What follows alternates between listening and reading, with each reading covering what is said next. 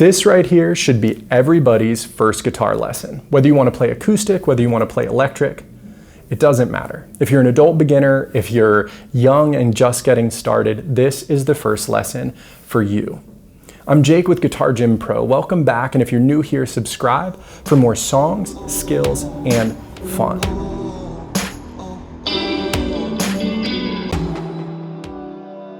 I've taught hundreds of beginning guitar lessons to students from all walks of life, and I have found this to be the most effective lesson to get people started on guitar. And I got great results. 99.5% of my students came back the next week. They were excited to dive into guitar lessons to make progress because they saw what they could do with just a half hour of effort. If after this first lesson, you want more help developing guitar fundamentals, I want to give you a gift. I want to give you access to my Gateway to Guitar course, absolutely free. I'll leave a link for you in the description. It will be a great next step after this lesson. So the first thing we need to do is hold the instrument.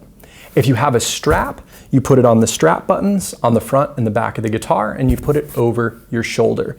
The neck should be pointing to the left, and the guitar, if you're sitting down, the arch of the guitar is going to set right on your right leg. Now, some classical players will put it on their left leg, but I prefer to have it on the right leg because when you stand up, it puts the guitar in the same position when you were sitting, and it gives you access with both the right and the left hands. Let's talk about holding the pick. What I have everybody do is give me a thumbs up, but then you're just going to relax those fingers.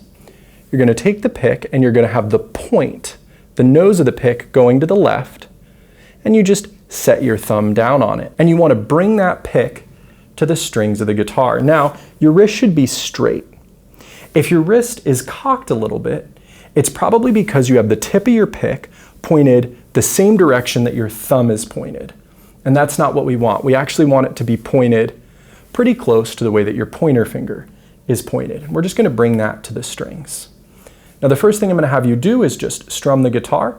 What we're going to do is we're going to take the pick and think about it like a paintbrush, just brushing over the strings. We don't want the nose or the tip of the pick to go any deeper into the strings than the thickness of the string. So we're really just gently brushing over them. I want you to try the same thing, just gently brushing over those strings. Our next step, we need to talk about talking about the guitar. So we have 6 strings, and we're going to number them from the bottom will be 1, and the top closest to you, the thickest string, will be 6. And at this point, I usually say, okay, pluck string 1 for me. Pluck the thinnest string. Pluck string 6.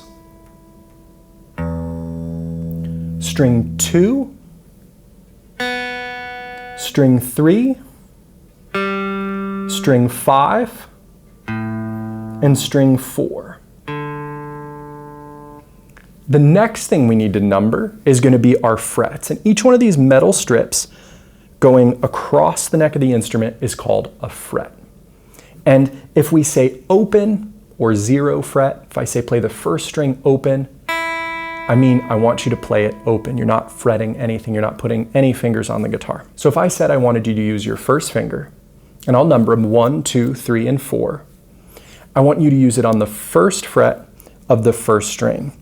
What we're going to do is we're going to find that first fret, that's the space behind or towards the headstock of the guitar of that first fret, and we're going to put our first finger, our pointer finger, down, and then we're going to pluck that note. Now, I want you to notice a few things about my finger. I want you to notice I'm really on the tippy top of that finger, like the point of my bone is touching the string. That's going to make it a lot easier to play the notes. The next thing I want you to note is I'm really close to that metal fret. I'm not touching the metal fret, I'm not on top of it, that'll get a muted note. And I'm not towards the back of the fret because then I have to push down really hard and it'll get a buzzy note. I'm just behind the fret, just on the side of the headstock of the fret, and I'm just pushing hard enough to make the string connect with the fret. Now you can actually just touch the string with your fingers so you get a muted thunk, and then slowly start to apply pressure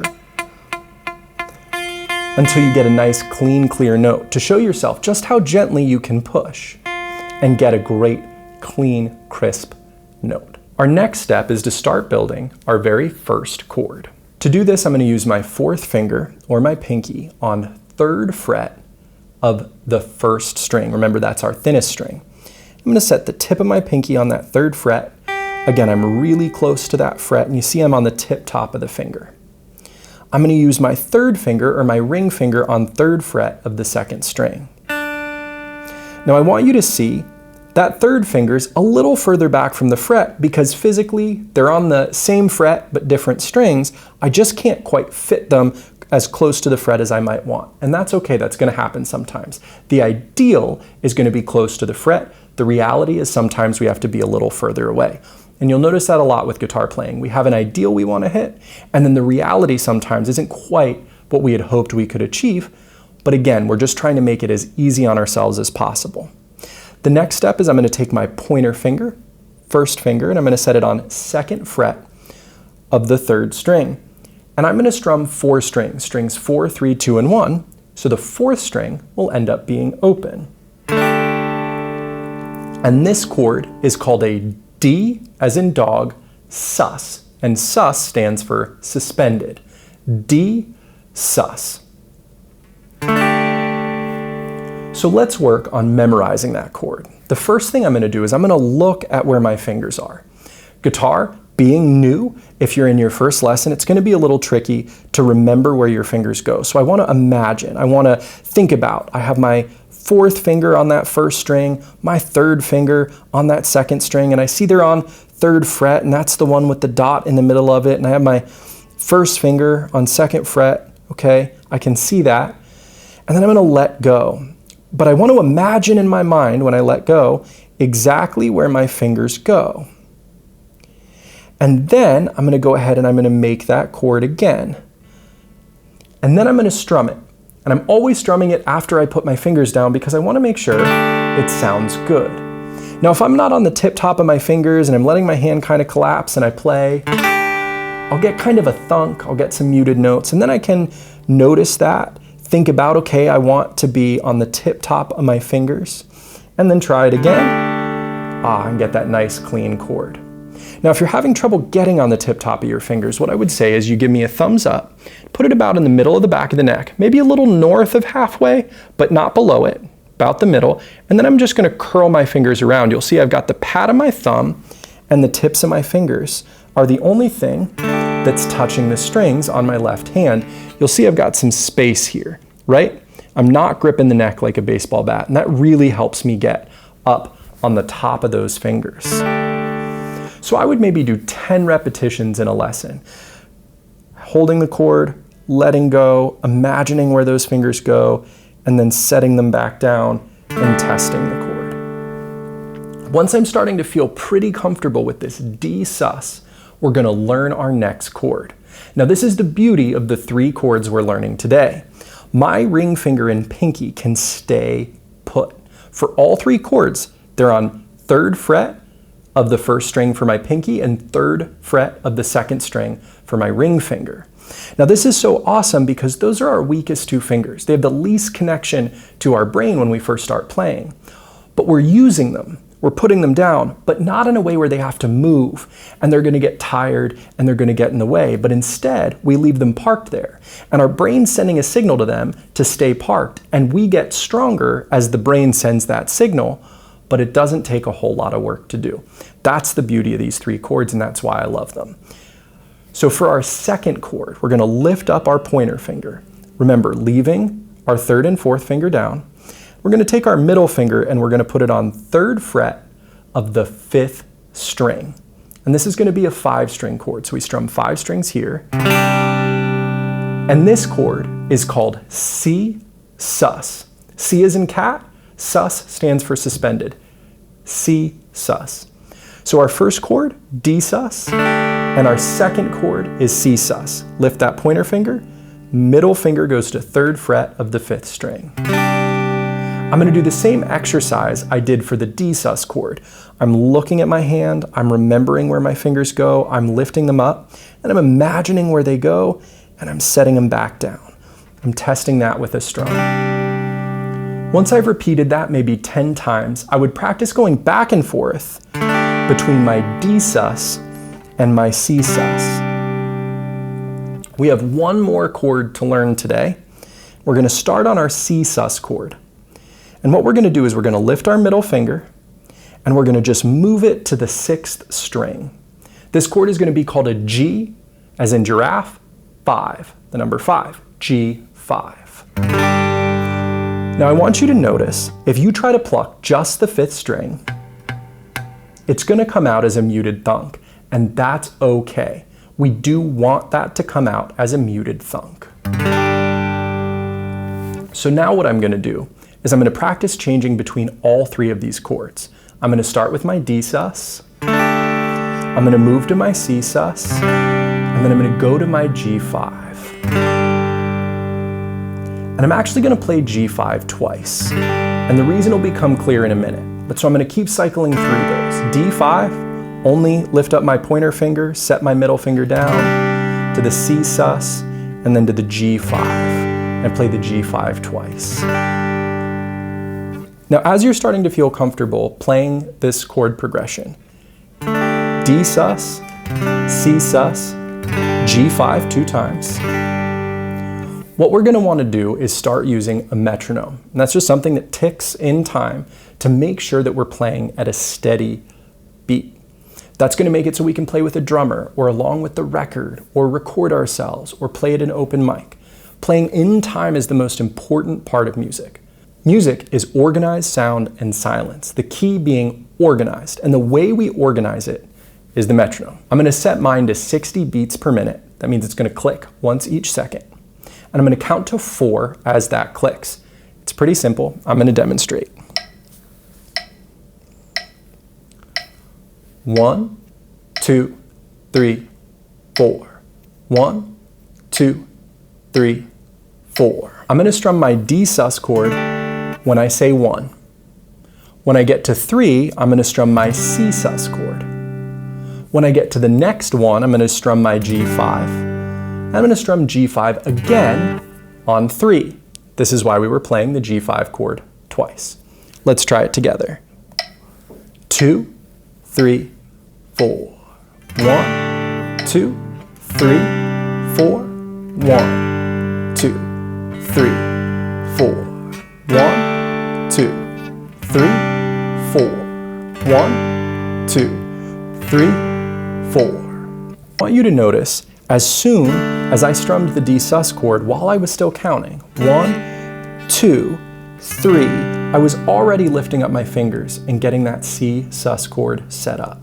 We don't have to hold the chord as long as we possibly can and then try to snap to the next one, especially when we're learning.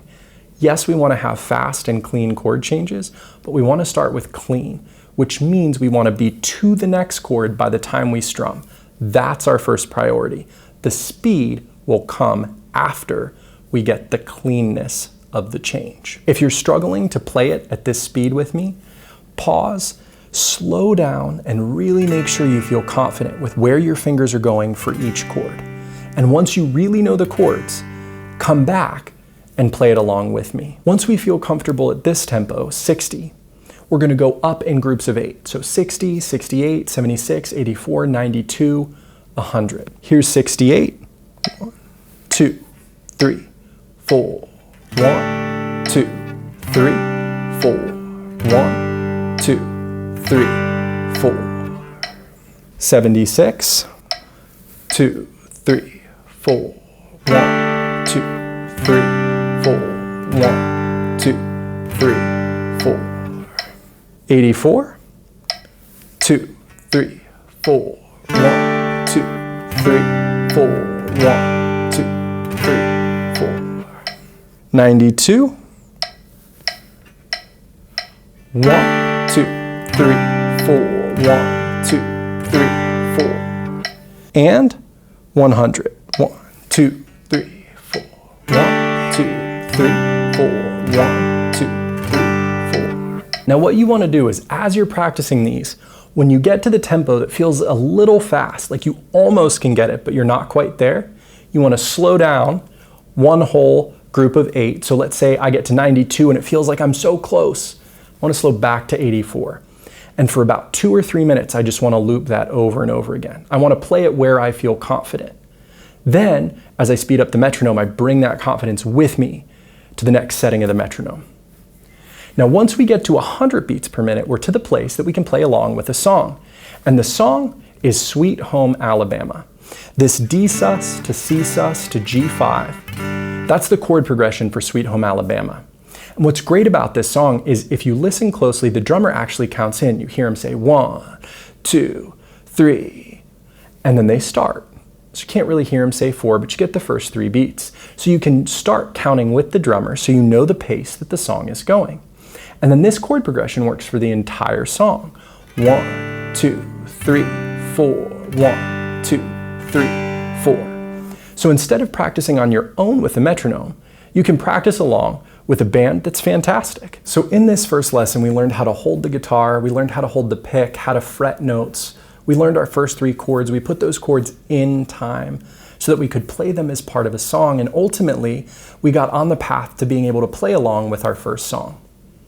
Now, we didn't go over how to read chord boxes or how to build strum patterns, but again, we're in our first half hour of guitar playing, and the goal for me is to get students doing something fun and exciting and playing along with a record you recognize.